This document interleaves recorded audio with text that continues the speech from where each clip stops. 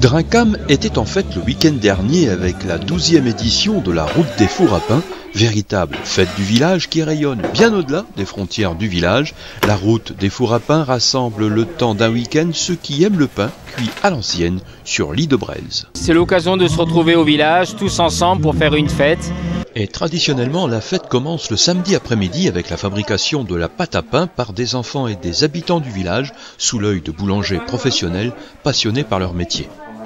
Et ce n'est pas parce qu'ils sont à la retraite que nos boulangers oublient les bonnes manières. Ils étaient là à 2 h du matin dimanche pour enfourner les premiers pains. Toute la nuit ne sera alors qu'une succession de cuissons de pain de toutes sortes. Au petit jour, faluches, pain au sucre, brioches, viennoiseries, galettes beurrées trônaient déjà sur les tables en attendant les visiteurs. Pardon, les marcheurs, car rappelons-le, la route des fours à pain, c'est aussi une randonnée sur les chemins environnants. Donc on va faire une petite randonnée de 9 km. Ouais. Sur le parcours, du coup, on aura le droit à une crêpe et un verre de cidre. Et après, donc, on continue le parcours et on revient ici avec l'apéritif. Les gens viennent au matin pour déguster ce qui sort du four, bien sûr, mais pas seulement. Ils font aussi une marche à travers notre campagne. Là, ce matin, c'était sur Pitgam. Même si pour certains, le territoire de Pitgam peut ressembler à une aventure dans la 5e dimension.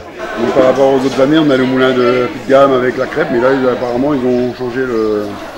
Donc on va arriver dans un terrain sauvage, apparemment. Inexploité par l'homme depuis des années. Après un petit déjeuner convivial au pain frais, les randonneurs se sont lancés sous la pluie dans une promenade entre champs et bois. L'arrêt habituel au moulin de Pitgam n'étant pas possible pour raison de travaux et de Covid, la pause crêpe et cidre s'est faite sur le chemin à l'abri d'un stand bienvenu puisque l'averse tombait à belles gouttes. La station de restauration tournait à plein. Les crêpes chaudes fumaient, le cidre crépitait, les marcheurs momentanément à l'arrêt faisaient marcher leurs mandibules. Restaurés, réchauffés, mais pas séchés, les randonneurs ont repris leur chemin tels des pèlerins que la pluie n'a jamais atteint et ce n'est pas monsieur le maire qui dira le contraire. La pluie, quelle pluie? Vous avez vu de la pluie? Bon, dites donc, il faut du courage quand même. Oui. Les bons marcheurs, ils marchent partout le temps. On a eu une petite averse pendant la balade pour refroidir les moins téméraires. Mais les plus téméraires ont continué sous la pluie, sans rechigner, sans se plaindre. Et puis le temps s'est levé. Les nuages menaçants se sont éloignés, d'autres plus légers ont laissé planer le doute, mais plus le temps avançait et moins on avait de doute. Le soleil est même venu arroser cette fête bien sympathique et conviviale qu'Emmanuel Valois et Lina ont rehaussé par un spectacle entre humour et duo de chansons.